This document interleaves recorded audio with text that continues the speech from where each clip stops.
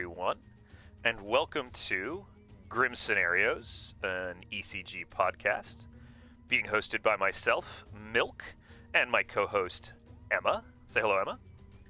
Hey, how's it going, friends? What are you up to? How's your Wednesday going?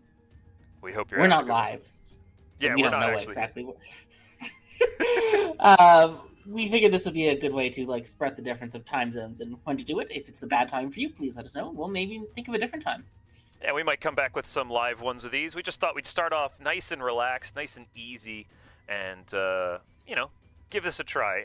Emma, you want to talk a little bit about what we were kind of getting going with here? What's our plan for Grim Scenarios? Yeah, so Grim Scenarios started as sort of on... It might have actually started with someone saying the title, or one of us saying the title. I don't know. Milk and I have been talking about starting an ECG podcast that focused on Blood on the Clocktower, and we were trying to think of something that we could do that was different. We know there's some great Blood on the Clocktower podcasts out there already. Off Meta did, of course, their character ranking one, which, we could have redone that. We would have disagreed vociferously with a ton of their ranks. We definitely would have disagreed. And it would have been interesting, but they've already done that. Like Alejo and Navian, they do a script writing podcast on a weekly basis where they talk about scripts, they talk about iterating scripts, they talk about all that. And Milk and I both love scripts. We could have done that too, but would just be doing the exact same thing they did. Andrew Nathanson, of course, has Cult of the Clocktower, which goes super in-depth on individual characters. Each episode focuses on just one character, what you do with that character, and all that stuff. We wanted to do something different. Yeah. So one of the things, when Milk and I have been co-storytelling together during Steve's absences and before Steve's absences when we've been streaming together, one of the things we've enjoyed, and I think we've gotten really positive feedback both from Twitch chat and from YouTube comments, is our strategic dissection of what players are doing during the game. And this is sort of a chance for us to do more of a strategic dissection thing when it's not sometimes when you're talking about what a player's doing in the game, you don't want to be I really dislike what this person did because feels mean-spirited. Yeah. Where in this case, what we're going to do is we're going to build scenarios for each other. We're going to assign each other a role. One of us will have the complete grim. The other one of us will just have a partial grim, including lies. That's right. Things that aren't true. And then we'll debate on what the best thing to do is from that situation. It's okay for me and Milk to call each other stupid. That's right. Say our ideas are bad and that our strategies don't work. We won't use those words, but we'll imply it, and it'll be okay. Heavily. That's right. So let me show the folks the setup here. So this is our setup. Hello, here we are. You can see us now. Hello, we're up here in the corner where we belong.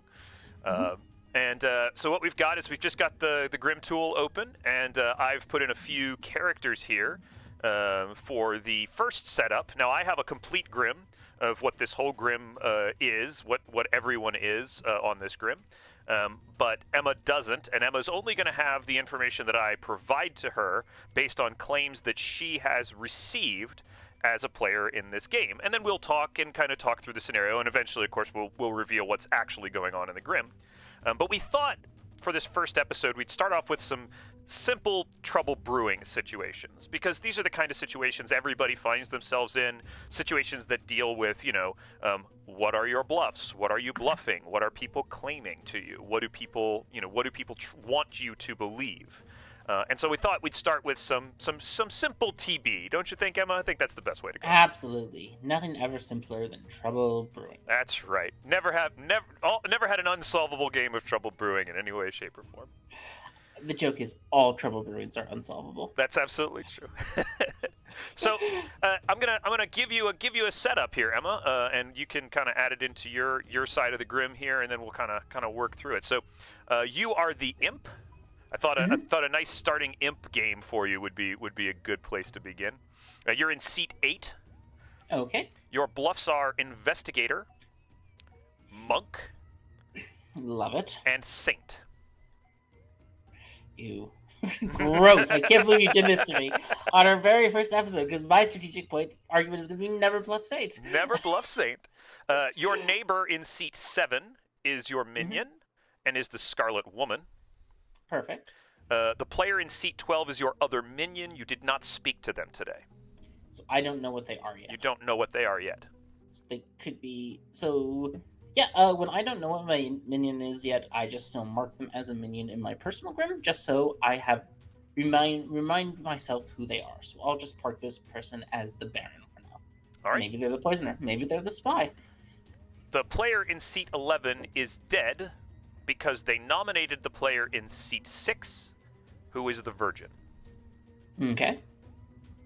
The player in seat 5 claimed Slayer and shot the player in seat 9. So they claimed Slayer and shot seat 9. Correct. But I don't know if that's real. Correct. The player in seat 3 has claimed to be the investigator with a ping on the player in seat 2 and seat 4. So that ping is wrong if it's real. Correct. Mm-hmm. And the player in seat 1 has hard claimed fortune teller publicly. Hard claimed fortune teller publicly. Cool. It is night 2, following the Virgin execution, and you have to make your kill. It's time for you to pick who you're going to kill. Did I give seat 7 a bluff yesterday? Did you give seat 7 a bluff? Yes, you can have given seat 7 any of the bluffs that you want. So I gave them Saint, probably. Okay, great. I'm going to assume that's the one I would give, because it's the one I would want my Scarlet woman bluffing more often than any other minion. Why that specifically for the Scarlet Woman? Yeah, sure. So, people have a reluctance to kill Saints. And the Scarlet Woman is the minion you want to survive. There are situations where your Scarlet Woman stops becoming useful, your Poisoner is more useful, and you'd wish your Poisoner had survived, but you want your Scarlet Woman not being executed, and you want them to be in a position where you guys can be in conflict. So I'm not taking the Saint bluff because I don't bluff Saint. It's completely reasonable to bluff Saint. It's not the end of it's not like a strategic thing. I just don't like the play pattern of saying, "Oh, you can't kill me. I'm the Saint." Like, it doesn't strike me as it doesn't bring me joy. And in this case, it's more useful for you to give it to the Scarlet Woman anyway, in case you die. Yeah. So this way, it gives an option for the Scarlet Woman to take this bluff, because most people don't have this feeling, this like personal hang-up of a bluffing Saint that I do. So it's a strong bluff for a Scarlet Woman. It's a strong bluff that's going to keep them alive. If people want to kill me, it keeps the Scarlet Woman alive. So, interesting. So, I realize you gave me Investigator bluff, and Seat 3 claimed to be the Investigator. That's true. Interesting. What do you think about that? What I think about this is I have probably spoken a little bit in this game with what is one of my favorite tones to try to read people in, which is demon upset that someone is double claiming their bluff tone of voice. Because if you give me Investigator Monk Saint, I guarantee you I took the Investigator bluff. I would probably also, to be honest. One of the reasons why an imp especially can take an expendable role as a bluff is because you can always star pass, right? And in TB, you got a 1 in 4 chance of having a Scarlet, or you got a 50-50 chance, basically. Well, whatever, 1 in 4 chance. Yeah, this setup you have a 50-50. It depends on, the minion count, obviously. It goes from 25 to 75% depending on minion count. In this minion count, it's 50-50. Yep. Now, the question is, in my fake Investigator pings, did I put seat 12 in it? I'm not putting seat 7 in my Investigator pings, but I may have put seat 12. Why would you do that? Why would you put the actual minion in your Investigator ping? 2 reasons. 1, if I become outed evil, people will disregard my Investigator pings and maybe think the minion's good. 2, if they become an outed evil, people might say, "Oh wait, she had them. She's dead to rights in her Investigator ping. She's probably good." Nice. So, I don't like putting the Scarlet Woman necessarily in there if I can avoid it, because again, I want her alive. But if it's a Baron, it's a Poisoner, if it's a Spy, I love putting those guys in Investigator pings. So I know seat 7 is Scarlet Woman. I'll probably put seat 12 in a fake Investigator ping. Okay, seat 12. Which is now frustrating me because seat 3 is also in an Investigator. The claim of an Investigator. What do you suppose that seat 3 is up to? My guess is seat 3 is either the Empath or the Fortune Teller. Interesting. Why would you think that? Because Fortune Tellers have this weird thing where they like to check their neighbors and as if they were an empath. And empaths and fortune tellers who have checked their neighbors frequently try to disguise themselves as the expendable investigator Sounds good. to avoid letting the demon know.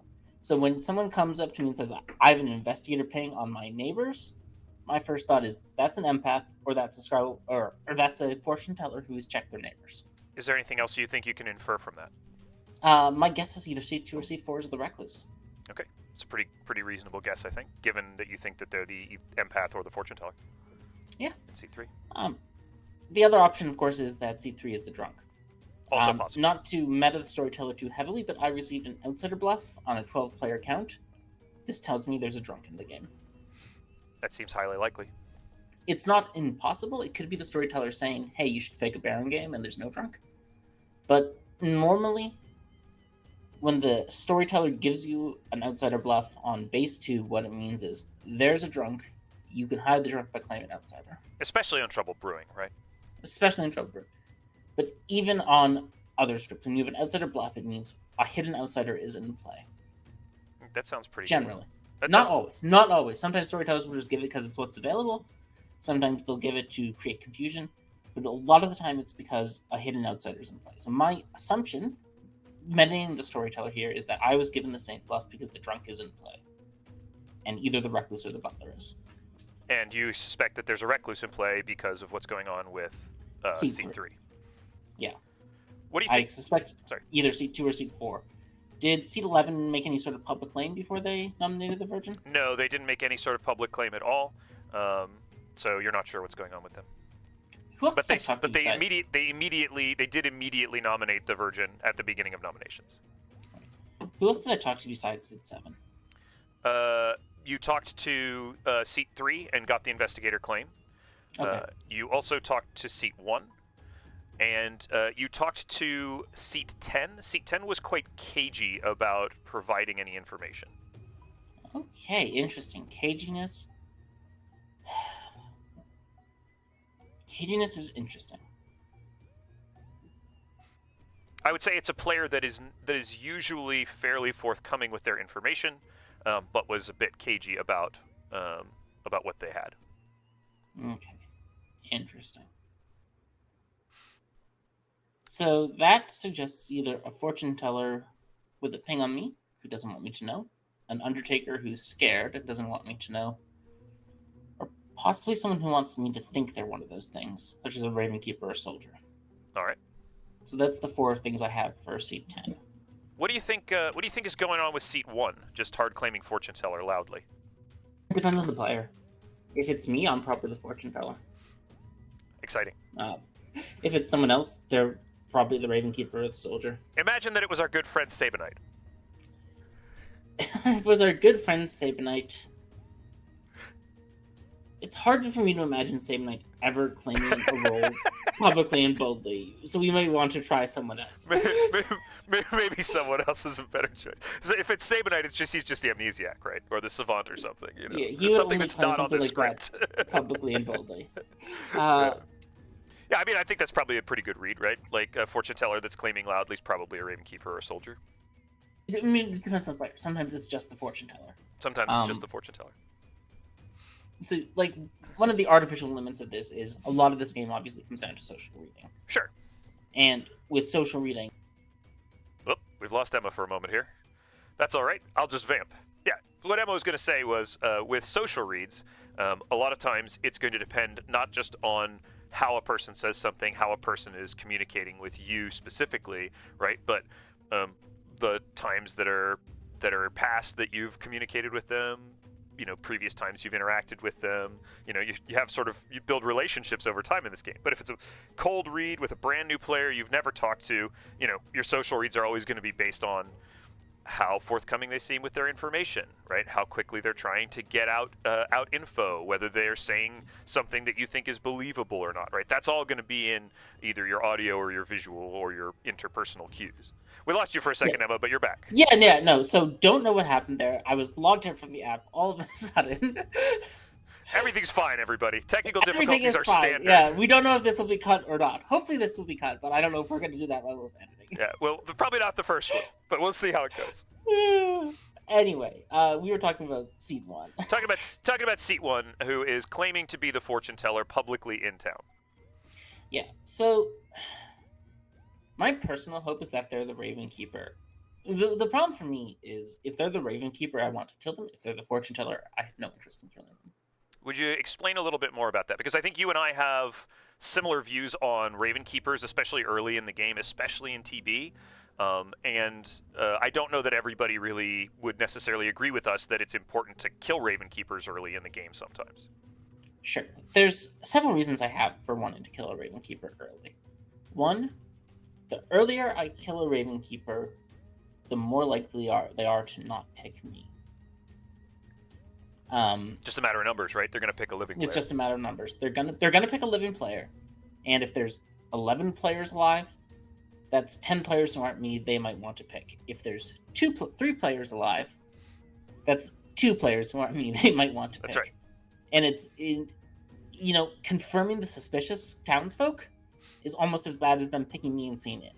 So like,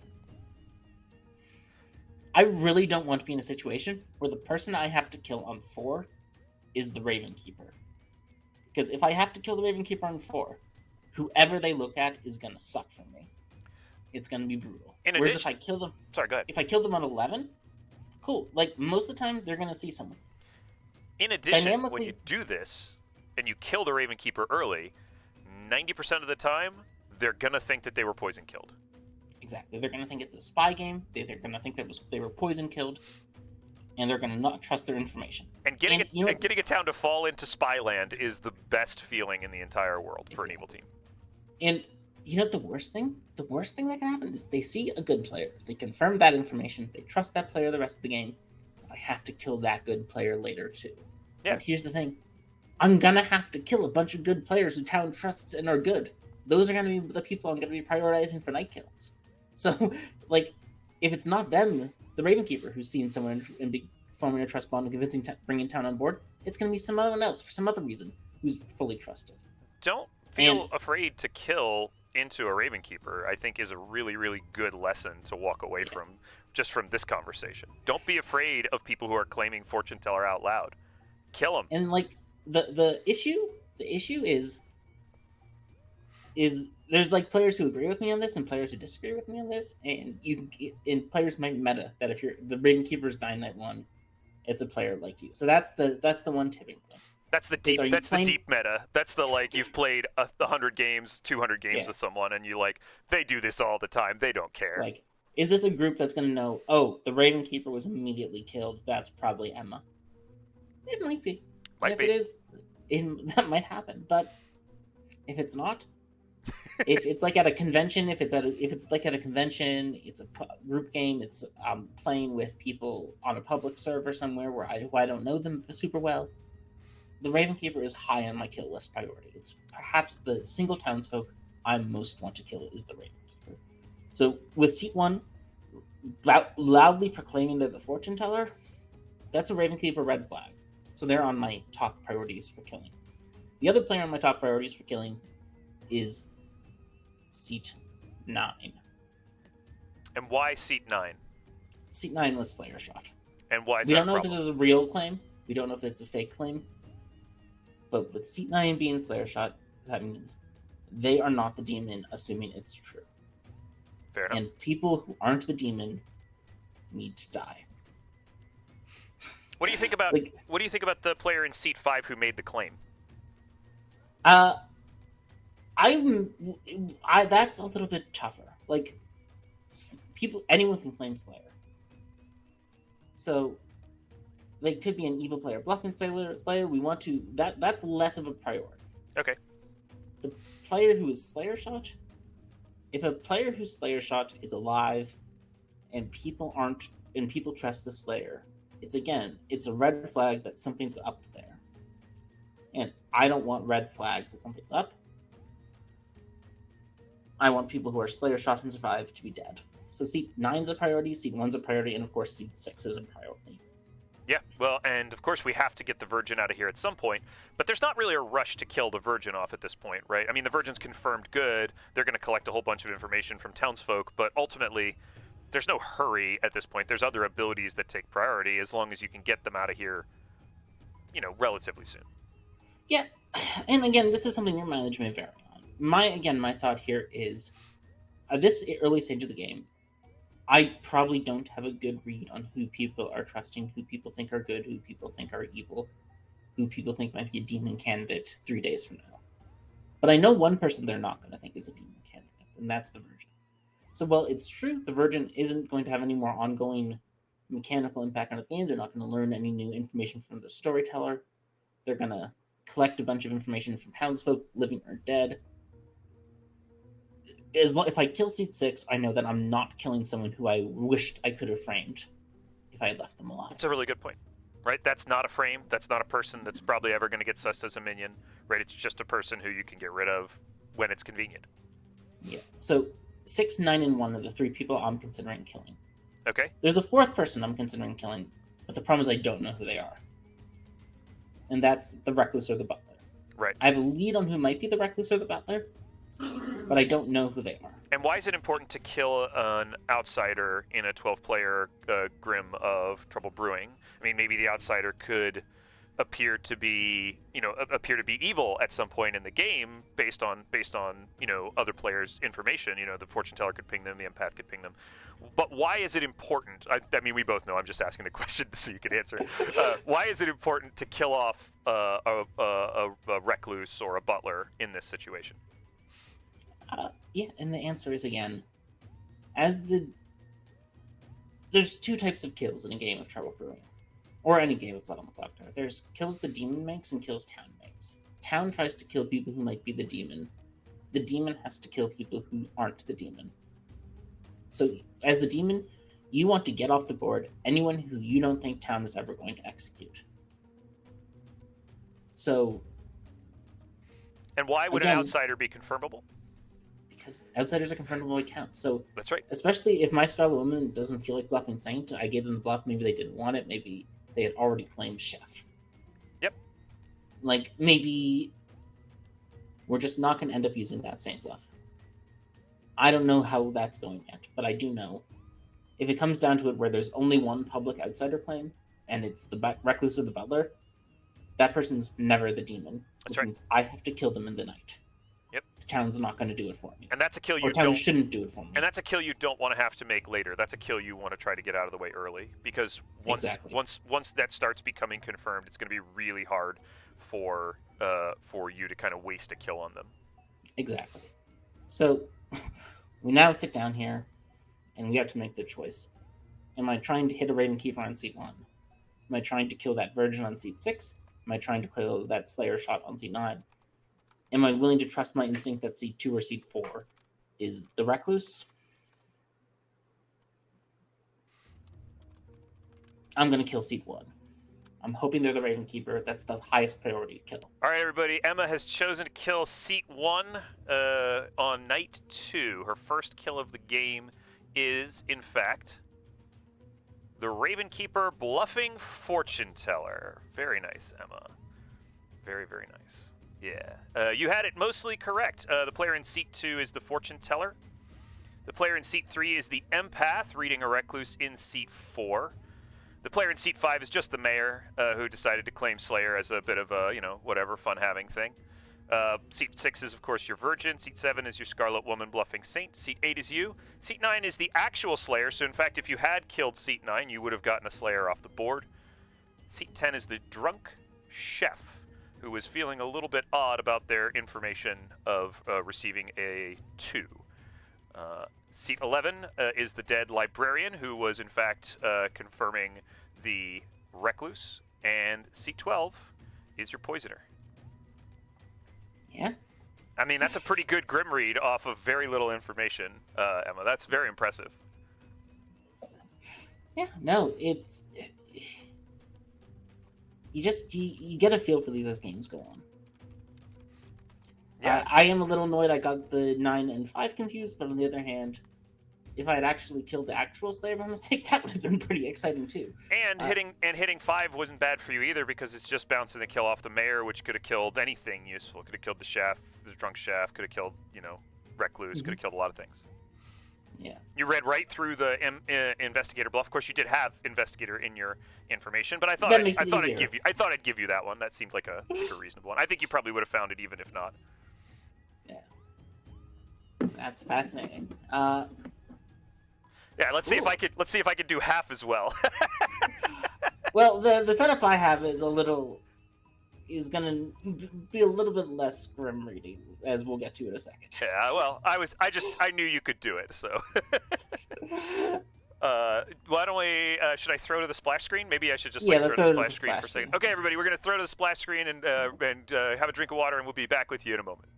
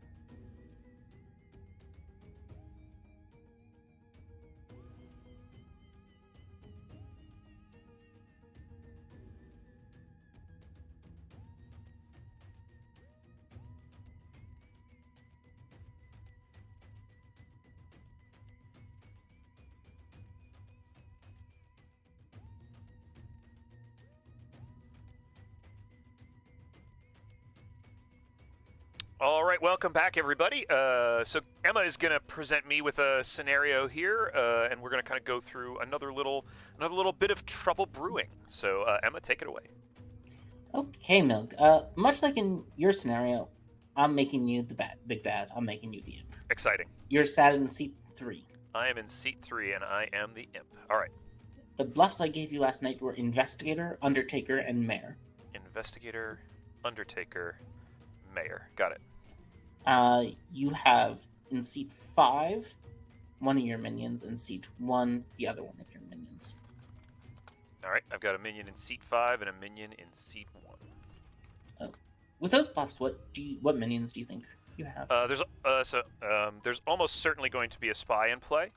The Undertaker bluff is very hard to pull off without there being a spy in play and without being able to sell yourself as the drunk. Of course, we don't know the outsider count here, right? We don't know if we have a Baron yet. If there is a drunk in play already, there might be only a single other outsider. So certainly the Undertaker bluff is going to hopefully come with a spy in one of those 2 seats. The other minion can be any of the others with the Mayor and Investigator bluff. Scarlet Woman, like with Saint, as we talked about in the previous Grim, Scarlet Woman can carry Mayor a bit later into the game, but it could just as easily be a Baron or a Poisoner at this point. Okay. All right. So you're woken up on day 1. Mm-hmm. You immediately get 2 requests to talk. One is from your minion in seat 1. The other one is from seat 4. Which one are you taking? I'll take seat 1 in the hope that I'm getting to talk to my spy right away. I wouldn't necessarily always go for talking to a minion very first thing on the first day, but a spy, because they can register as good, is less problematic for me in this world to just go ahead and talk to first. Getting that information fast is pretty important.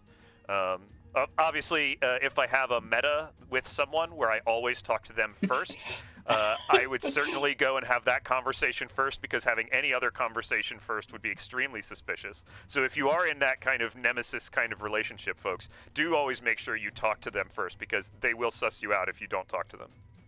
All right, so you go and talk to seat 1. I'll talk to seat 1. All right, seat 1, you get to there, and seat 1 says, all right, let me quickly give you the Grim so we don't talk so long. Great. All right. The seat 2 is the Recluse. Seat 2 is the Recluse. Cool. Seat 4 is the Drunk who thinks they're the Empath. The Drunk Empath. That's exciting. I love a drunk empath. Seat 5 is the Baron. The Baron, cool. Seat 6 is the Virgin. Virgin, interesting. Okay. Seat 7 is the Ravenkeeper Red Herring. Ravenkeeper and the Red Herring. That's exciting. Oh, I don't have the Red Herring yet. Okay, here we go. Go ahead. Seat 8 is the Fortune Teller. The Fortune Teller, cool. Seat 9 is the Washerwoman who saw me as a townsfolk pinged against the drunk empath. Okay. So the spy is a townsfolk.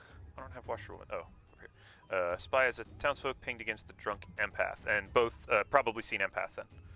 Cool. Seat 11 is the Butler. Sorry, I had seat 9. I had seat 9. Oh, sorry. Seat 10 is the Saint. Seat 10 is the Saint. Seat 11 is the Butler, who picked me. Seat 12 is the Saint. Seat 12. Or is the Slayer. Slayer. Sorry, seat 12 is the Slayer. Okay, cool. Well, that's great. That was a very helpful getting of the Grim immediately. Okay. They ask you what you're bluffing. I'm gonna take in this specific situation with no Scarlet Woman. I have to think about a couple of things. The first thing I have to think about is what role can reliably be in the final 3. Because if I'm going to take Undertaker and seem like a good role here, I need to manage to get to the end of the game and still be in play. So it means I can't use the Imp's Star Pass ability necessarily. It's worth thinking about taking Undertaker though, because I can always kill myself off at some point and pass it over to another minion. In this case, probably the Baron taking Mayor, I would imagine. So I'll probably take Undertaker with the Grim at this point. I can stay alive for a while with that bluff in general, unless the town starts to suss that it's a spy world, in which case I'll probably have to Star Pass. The spy says, great, I think I'll go off script and take Librarian then and put a drunk between the Slayer and the Fortune Teller. That seems like a really good idea. Yeah, no, I don't have a problem. I don't have a problem with a drunk between the Slayer and the Fortune Teller. It might make the spy look... Yeah, that's totally fine. It might make the spy look really evil if I get Slayer shot, but if I get Slayer shot, the game's over anyway, so who cares, right? Yeah. The spy will look very evil when you get Slayer and we shot. can hide the drunk, and we can hide the drunk ping. Yeah. So. That the spy says that's exactly what I was thinking. Yeah, I would probably hand the Baron the investigator bluff, in the hopes that we can kill off the Baron at some point to give the empath reads on other players further down the road. I know I'm eventually going to have to kill off that Virgin at some point, and so hypothetically, and so there's no reason not to potentially give the Baron something that can be killed off and be expendable. I says, I think we may be talking too long, and they leave the conversation. Very well. All right, you go back to town. I'll try to catch seat 4, of course. Seat 4's gone. They've gone off and talked to someone. Bad. In town now is seat 10, seat 6, and seat 2. Which one do you want to talk to? Oh, we're going to talk to, let's talk to seat 6. For sure. You go and talk to seat 6. Why do you want to talk to the Virgin? I want to talk to the Virgin for a couple of reasons. First of all, if they're going to be an open Virgin, I want to have this conversation fairly early, because if they're going to be looking for people to nominate them, since I'm going with a bluff that's not very expendable, I want to get this conversation in so that I can imply that I am not going to be the one looking to nominate them. Basically to try to start building trust with the Virgin. I'm going to need to come back to this conversation later, because as an Undertaker, if the Virgin actually does get nominated by townsfolk and causes an execution, then I'm gonna need to give them information that they're gonna believe, basically. So I need to be able to have a rapport with that player already. This is entirely social. There's no mechanical reason for me to have this conversation. However, if I want to set up an outsider later as potentially being evil, I probably won't do that in this game because the spy is giving a drunk ping, but in theory, if I wanted to later set up an outsider as being evil, I don't really want to be connected with them. All right, so you have that conversation with seat 6. They're playing open Virgin. Playing open Virgin. I encourage them to go find someone that's not me to kill them, to get a kill on. All right, you get back to town square. Seat 11 immediately requests to chat with you. Okay, yeah, let's go. They tell you that they've picked you. Oh, they tell me that they're the butler and that they picked me? Mm-hmm. Great. I will tell them that I will vote on everything today and that aligns with what I want as well. I will imply that I am the Undertaker without actually saying it. Okay. So you're going to be nice to your butler. Oh, I'm going to be very nice to the butler. I want to kill literally anybody. I don't care who dies in this situation. Like, it really... This is one of those interesting Grims, Emma, where I'm looking at this and I'm thinking, I can probably try to carry a substantial amount of this, at least into the mid-late game, without really needing my minions to do a whole lot. Which is good, because they have very little ability to affect the board. They've already kind of done their things. The spy can, be seen as things and register as things, and that's helpful, but the spy's never getting an empath ping on the spy's never going to be useful with the empath, right? Because the empath's already drunk, and we're not killing me to get the empath next to the spy. The fortune teller's got a red herring. The spy can't ping as a fortune teller red herring, but there's 3 people on the board right now who can all ping as a yes for the fortune teller. So that's me, the recluse, and the raven keeper, the red herring.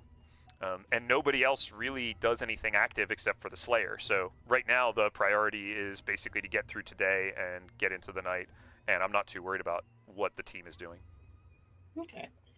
All right, you get back. You now have, when you get back, you have ping requests from seat 5 and seat 8. I'll take. If I have both, I'll probably take the fortune teller. Okay. Yeah, I'll probably take seat 8. The Baron can do their own thing for a while. They don't necessarily need me. Yeah. All right. The fortune teller, they tell you they saw you as the Scarlet Woman. I tell them that I'm not the Scarlet. Wait, the fortune teller tells me that they saw me as the Scarlet Woman. Oh, the fortune teller bluffing investigator. Sure, I'll tell them I'm not the Scarlet Woman, and so that's not good information. I'll ask who the other person they saw was. They say it's seat 2. I say must be them. Probably should talk to them. It's not me. I'm a powerful townsfolk role. Do you tell them you're a powerful townsfolk role? Of course I do. Okay. You get gonged back to town. All right, back in town. Okay.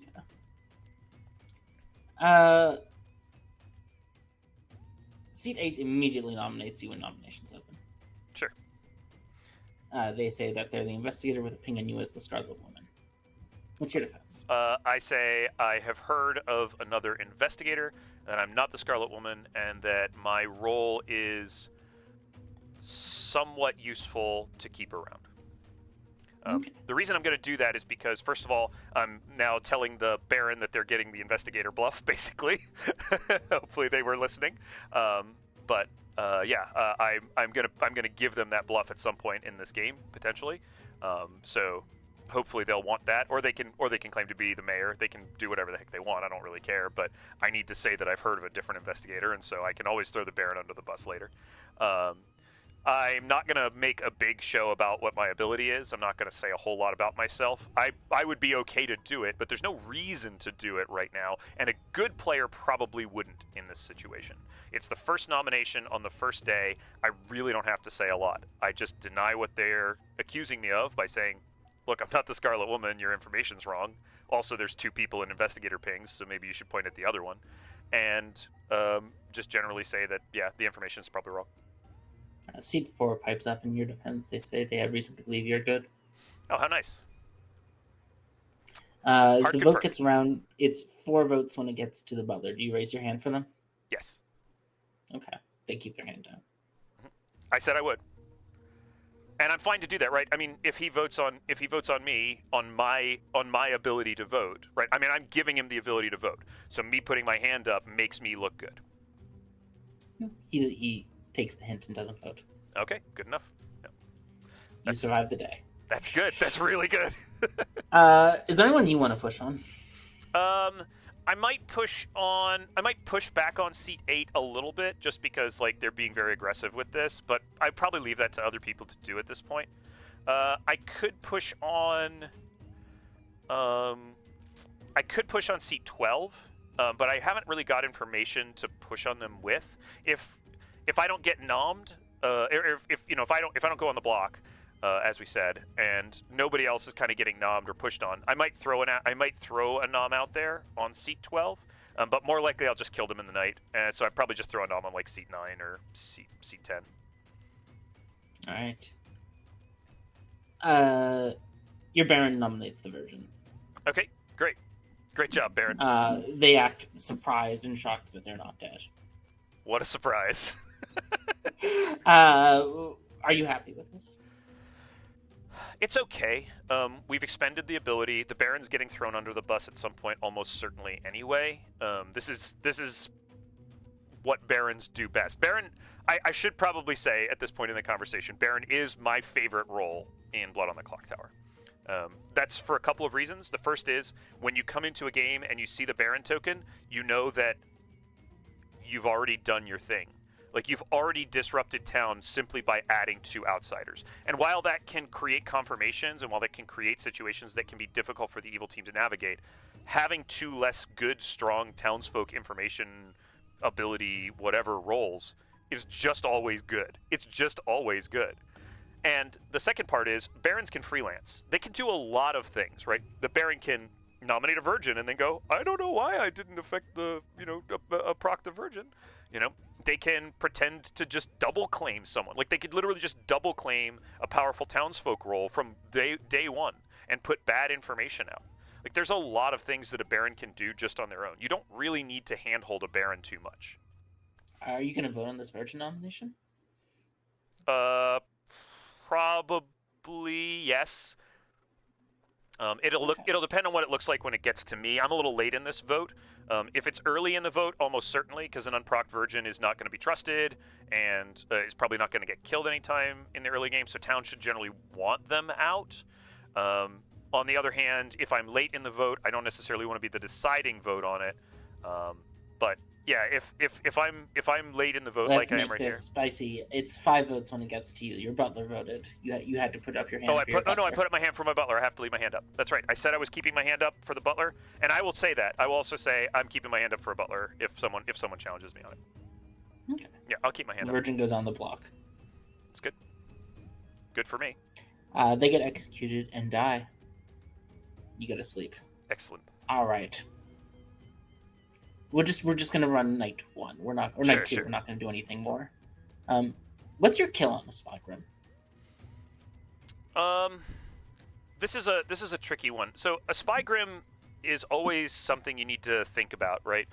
You know the best order to kill things in, or you know what the abilities are, I should say, and so you need to think about the best order to kill things.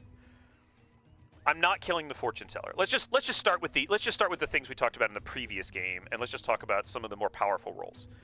The most powerful person on this Grim is the fortune teller in terms of the amount of information they can get. But as I mentioned, they've got a red herring on the Raven Keeper that's sitting next to them. They can ping me, and they can ping the Recluse. So there's a lot of places for them to get misinformation. So there's really no rush to kill off the fortune teller. And they already seem to have checked you, right? Yeah, they've done something with me. So regardless of what they've seen me as, I don't really need to do a whole lot else. Plus, I was checked allegedly alongside of Seat 2, who's probably going to come out as the Recluse at some point. So that clears me up a little bit as well. We talked about killing the Raven Keeper early in the last game, but here the Raven Keeper is a red herring, so there's no reason to give that kill at this point, right? The red herring is going to be useful to me more than the killing the Raven Keeper and letting them see something is. The empath's drunk and confirming me. If the empath, it depends on how loudly the empath was talking about confirming me, or like that they think I'm good. If they're loud enough that it looks like they might be an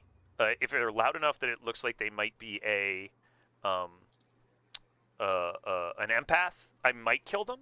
But here they're giving a 0 on me, who's good, and on the Baron, who is probably going to look pretty evil really soon. And who we're going to kill tomorrow. So I'll just leave the drunk empath alive. There's no real reason to mess with them. At some point, we're going to have to kill some outsiders, but we're not going to kill the Saint yet. We're not going to kill the Recluse yet, because they can still, ping off of stuff for the Fortune Teller. The Saint could still be useful to me later. The Washerwoman, I don't know who the Washerwoman's confirming, but killing the Washerwoman that's confirming someone makes them look much more good. So I just assume... Oh, I do know who they're confirming. They're confirming the empath. Yeah, or the spy as something. Or the spy as something, but I don't know which of those things it is. Yeah, the spy didn't know what they were confirming Yeah. them as, just that they had seen them in the empath. Yeah, the more likely situation here from me as a storyteller is probably that that they were both shown as the empath to hide the drunk. That seems like a very storyteller thing to do. The most dangerous player on this board to me right now is actually the Slayer, because the Slayer just has to get lucky and hit me. And so I'm actually probably killing the Slayer who's in seat 12 at this point. I could go after worried an about outsider. outing that as are you worried that people will read that as spy if you kill the Slayer?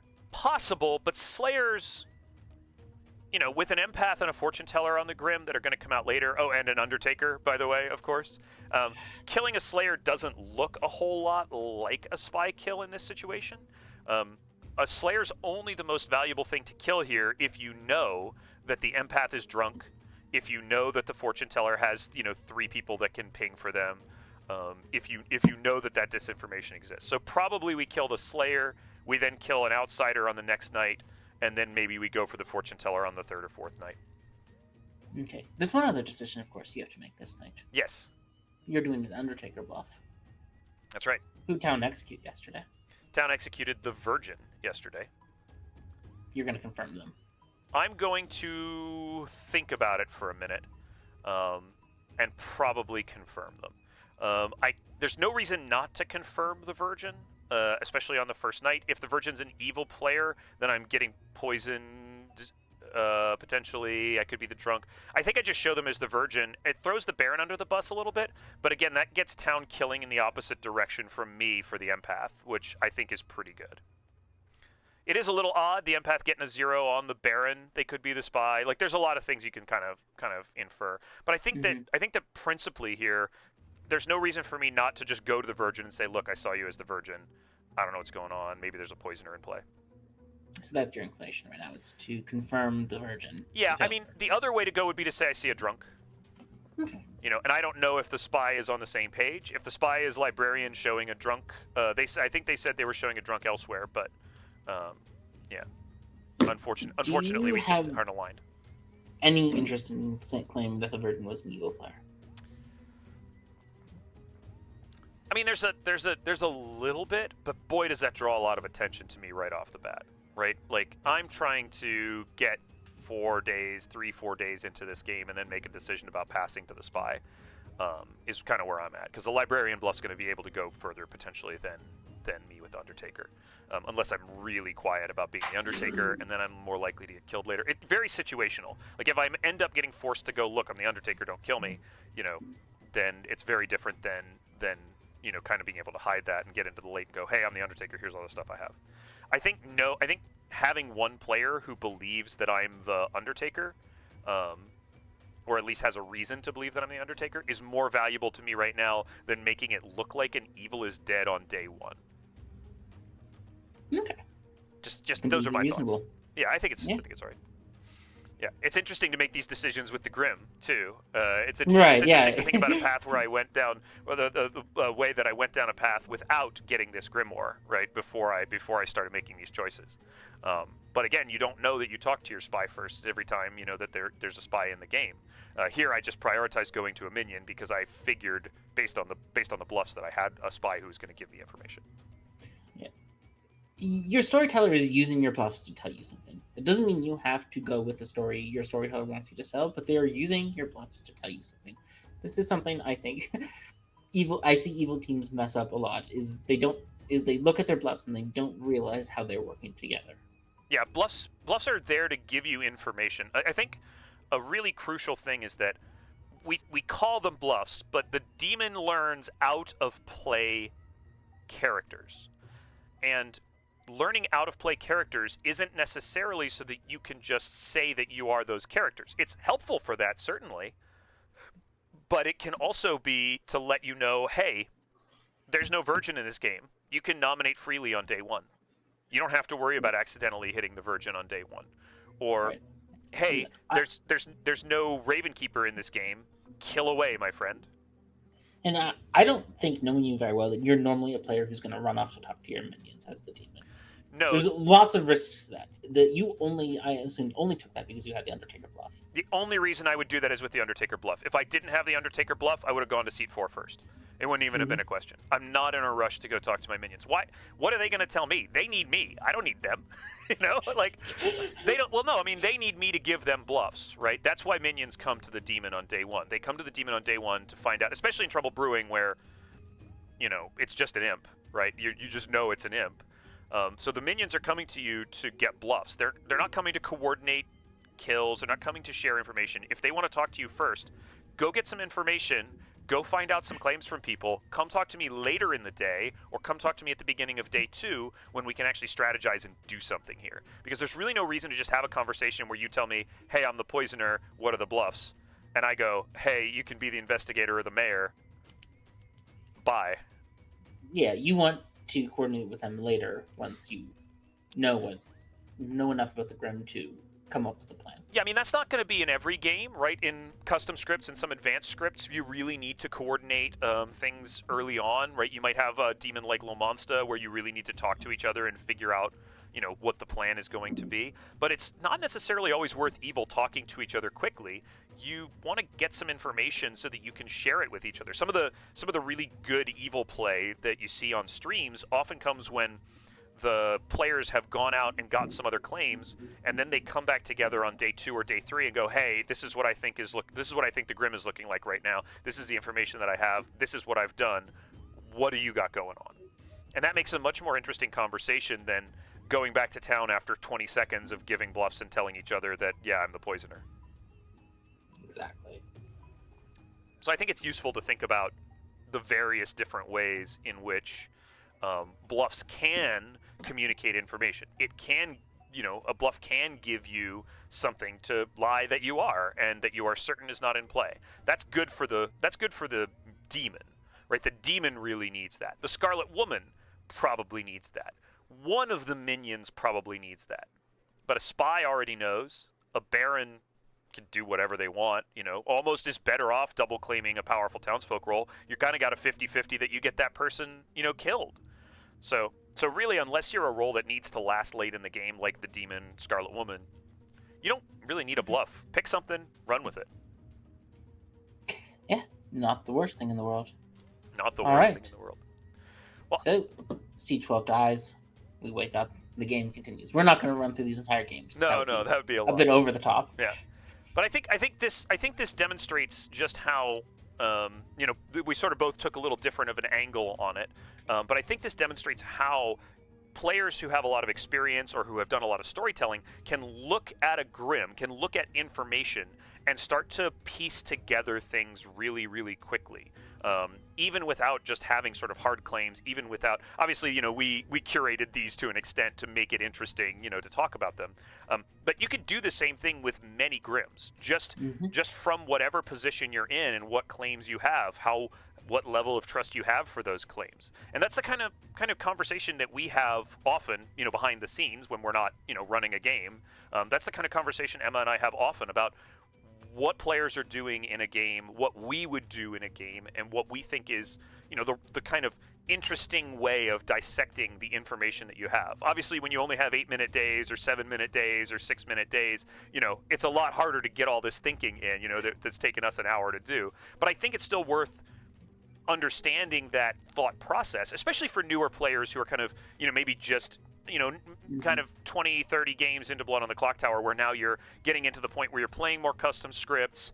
You know, you've pulled an evil token a few times, you've pulled good tokens a few times, you kind of have the basics down, and you're trying to start to understand, okay, how do players make these choices? How is it that, you know, Milk or Emma can get away with, you know, these different kinds of plays that they try to do, or any other great players out in the community? Yeah. Well, I think we had only planned to do 2 Grims today, but how long have we been on air, Milk? We are 55 minutes. Do you want to go one more, or what do you want? We could cut here and then maybe try another session. Yeah, let's go to a cut screen and then I think maybe we try one more thing. Let's try one more thing. All right, we're gonna go away for about a minute and then we'll be back.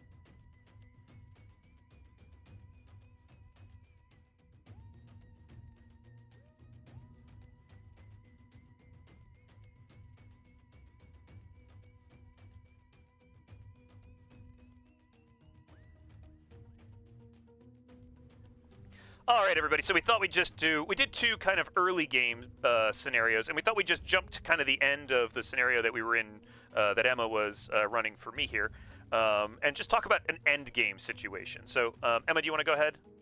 Yeah, sure. So this is the end game situation. Everyone's been killed mostly. You're the last one standing on your evil team. Most of the townsfolk are dead. What's left is the fortune teller, the raven keeper, and the saint. The most recent execution was on the washerwoman. So you have two choices again to make tonight. One is, which one of these three people do you not want in Final 3? And two is, what were you going to say was up with the washerwoman who confirmed the drunk empath? So the washerwoman confirmed the drunk empath? Yeah. As being the empath? The fortune teller has been hot on you all game. They've gotten yeses on the raven keeper and the recluse, but they're still focused on you. Of course they are. And that's... and they are saying the washerwoman must have been drunk because there's no way that an empath was sat next to you. Must be Ryback. So you have to make these two final decisions. Your final kill and what you're going to say the washerwoman was saying as when you undertook them.